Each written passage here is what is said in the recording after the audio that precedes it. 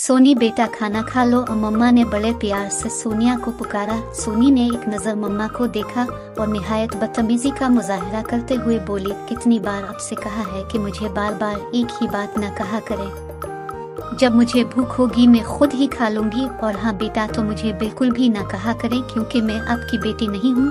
बदतमीजी से उंगली अलिफाटे कर तंबीह करती सोनिया पाँव पटकती कमरे से निकल गई। मिसेस वकार ने दुख और अफसोस से हिलते हुए पर्दे को देखा और ज़ूबिया को गोद में लिए खड़ी हो गई। सोनिया अपने कमरे में बैठी गुस्से से खोल रही थी। इसे अपनी क्लास फेलो बीना की मम्मा की बातें नए सिरे से याद आने लगी जो उन्होंने छुट्टी के वक्त कही थी। जब वो बीना को स्कूल लेने आई तो सोनिया को प्यार करते हुए कहने लगी, हाय बिन माँ की बच्ची, अगर आज तुम्हारी माँ जिंदा होती तो सब काम छोड़कर वो भी तुम्हें लेने आ जाती। बस तुम पर तो अल्लाह ही रहम फरमाए, सौतेली माँ कभी अपनी नहीं होती। सोनिया को आए दिन किसी ना किसी से ऐसी ही बातें सुनने को मिलते। सोनिया 10 साल की थी जब इसकी मम्मा कार एक्सीडेंट में जान बहक हो गई। 10 साल सोनिया को संभालना वकार साहिब के बस की बात ना थी, ना ही वो सोनिया को पूरी तरह नौकरों के रहम और करम पर छोड़ सकते थे। खुद दिन रात बिजनेस में मसरूफ रहते थे।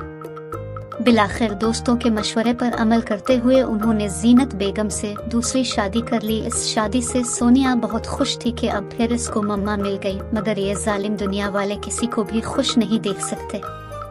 मासूम से जहन में दिन रात मिलने जलने वालों ने सौतेली माँ से नफरत को परवान चढ़ाने में भरपूर किरदार अदा किया। ढेरों जुमले जहन में नक्श हो गए कि देखना अब सोनिया की कोई वैल्यू नहीं होगी। कौन पराई औलाद को अपनाता है। अपनी औलाद होते ही जीनत बेगम को सोनिया अपनी दुश्मन नजर आएगी। सौतेली माँ सौतेली ही होती है, वो कभी अपनी नहीं बन सकती। सौतेली माँ प्यार भी करेगी तो दुनिया दिखावे को या वकार साहिब के दिल में घर करने के लिए, लेकिन दिन में बोझ ही रखेगी। गरज इसी तरह की बातें सुनते सुनते सोनिया बड़ी होती गई। जीनत बेगम एक नेक फितरत और मुस्बत सोच रखने वाली नरम मिजाज खातून थी। उन्होंने जितना सोनिया के नज़दीक होने की कोशिश की वो इतना ही दूर होती गई। वो उनके प्यार, मोहब्बत, नरमी सब को एक ढोंग गर्दानती थी। जिंदगी इसी तरह रवा दवा थी। इसी दौरान अल्लाह ने मिस्टर और मिसेस वकार को एक और बेटी से नवाजा था। ज़ूबिया जहां माँ बाप की आंखों का तारा थी, वहीं हैरत अंगेज बात कि सोनिया भी ज़ूबिया से बहुत प्यार करती थी, मगर जीनत बेगम के सामने कभी इजहार न करती। उनकी आदेर अलिफादेर होते ही ज़ूबिया को खूब प्यार करती और जीनत बेगम के सामने रूबिया से लाताल्लुक ही रहती। अब सोनिया कॉलेज में थी और ज़ूबिया ने स्कूल जाना शुरू कर दिया था। एक दिन कॉलेज से वापसी पर ड्राइवर की लापरवाही से बहुत खौफनाक एक्सीडेंट हो गया। सोनिया को शदीद चोटें आईं।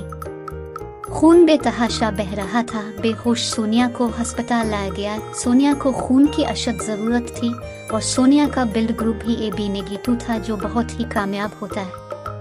चाहकर भी मतलूबा मिकदार में दस्तयाब ना हो सका। सोनिया हुनूस बेहोश थी।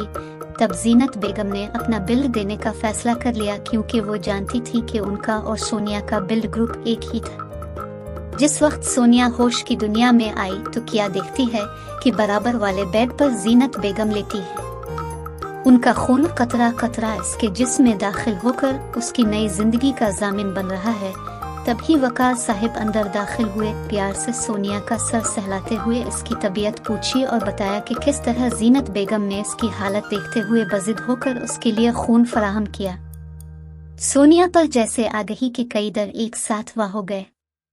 वो सोचने लगी, शुरू से आज तक जैसा रवैया मैंने मम्मा के साथ अपनाया, उसके बाद भी मम्मा ने अपना खून मुझे दिया सिर्फ मेरी जिंदगी बचाने के लिए। यह तो ढोंगा दिखावा नहीं हो सकता, बल्कि अगर वो वाकई मुझे अपना ना समझती या मेरा बुरा चाहते तो ये तो अच्छा मौका था। मुझसे बासानी उनकी जान छूट सकती थी, फिर उन्होंने ऐसा क्यों किया? क्या वाकई मम्मा मुझे दिल से चाहती हैं?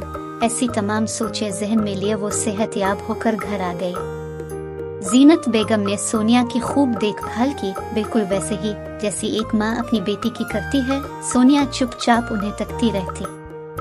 इसका दिल और दिमाग मुख्तलिफ ख्यालात की आमाजगाह बनता जा रहा था। सोनिया जैसे लाशूर से शौर में कदम रख रही थी। जब जब अपना रवैया और जीनत बेगम का सलूक याद आता, सोनिया अपनी ही नजरों में शर्मिंदा होकर रह जाती।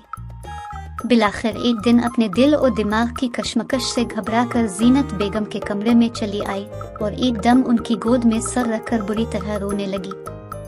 मम्मा, मुझे मुआफ कर दी, प्लीज मुझे मुआफ कर दी। मैंने आपको हमेशा सौतेली माँ ही समझा, मगर आप तो मुझसे बहुत प्यार करती हैं, बिल्कुल इतना ही जितना ज़ोबिया से।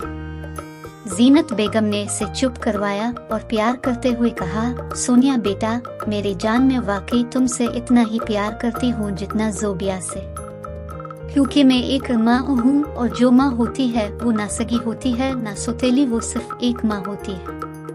जीनत बेगम का लहजा मुसलसल प्यार की फुहार बरसा रहा था। बरसों से सोनिया के दिल और दिमाग में सुलगती नफरत की चिंगारियां बुझती जा रही थी। सोनिया ने खुद को मजीद ममता की आगोश में छुपा लिया।